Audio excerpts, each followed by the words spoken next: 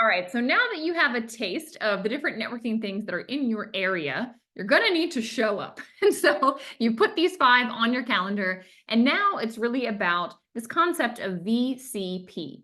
Visibility leads to credibility, which leads to profitability. So what does it mean to be visible? Literally, you need to show up and represent yourself. You are your business. So show up professionally. I always wore a dress. I was in business professional every time I showed up to an event because I took myself seriously and I wanted other people to take me seriously. When you introduce yourself, you're also introducing your business. Okay. You are a business owner in your community. Look professional, act the part. All right. That visibility is huge. And just show up and go to the most important looking person in the room. Reach out your hand, take initiative, get into motion, right? You can't steer a parked car. So we need to get you into motion, bumping around and into people and talking with people. So that's visibility. Now, the credibility piece is interesting. It takes time. Networking is a know, like, trust relationship. People first have to know you, then they need to like you, then they have to start trusting you. So you're going to build credibility. You're going to be able to build this trust the more you show up.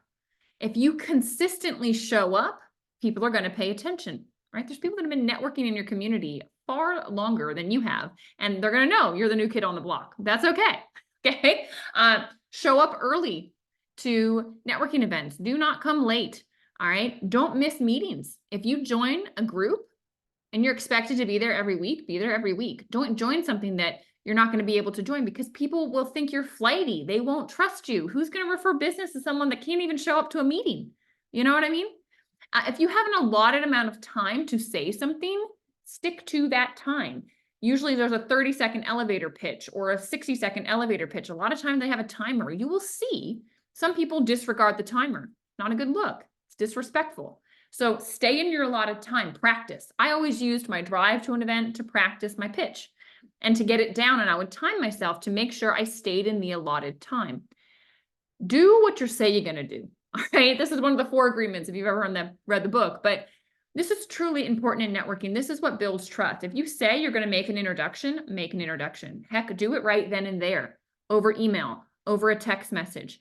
Do what you say you're going to do. That will build people's trust in you very quickly. I also suggest that you connect with everybody over social media because trust can be built faster if, say, you friend the people on Facebook or LinkedIn or Instagram, whatever your platform is. Find your local community that you're meeting out and about in person and bring those relationships online because you will build the trust factor faster because they're going to start to see you showing up and building that credibility online as well. Do not be one of these people that just shoves your business card into people's faces. People are not there to serve you. They're there to network, which means you need to be more fascinated in them than fascinating. If you're talking a lot, you got a problem. The one asking the questions is the one in control of the conversation. And so you want to be the one asking questions, finding out about people, what makes them tick. There's a concept called form.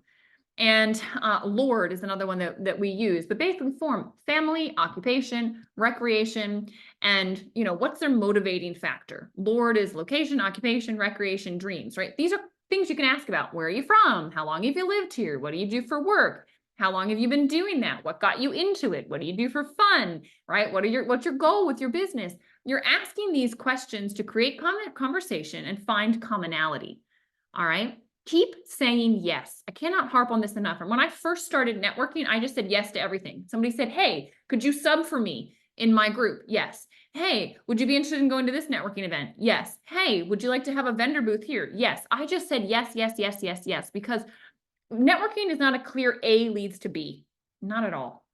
Just because you show up doesn't mean anything's going to happen. It's like you show up and this person connects you to this person that connects you to this person to that person who invites you here, who lets you do a talk, and then this person's in the crowd. And it's all because of that initial conversation that you had at that one event. All right. It's like a series of dominoes falling. So be authentic, take initiative, be yourself, be open, connect with people. That builds credibility. The profitability will come on the back end. It will take time. So be patient, and you will be able to start to become profitable when you've built up the trust factor and when you're super clear on your ask. If you are super clear on who you're asking for introductions to, who you help, who you serve, it's going to be a lot easier for someone to say, oh, my neighbor sounds exactly like that person. I'll connect you. All right, so be very, very clear. And this clarity comes when you do your elevator pitch. And so in this next section, I'm going to be talking to you about your elevator pitch and what you need to do so that it's super clear who you are and how you do business. All right, and I want you to get this clear now. And so your assignment is to come up with one sentence, because people are going to ask in a networking event, what do you do? In one sentence, you need to tell them what you do. All right, I will give you an example for myself. I don't say, oh, I'm going to see a rep.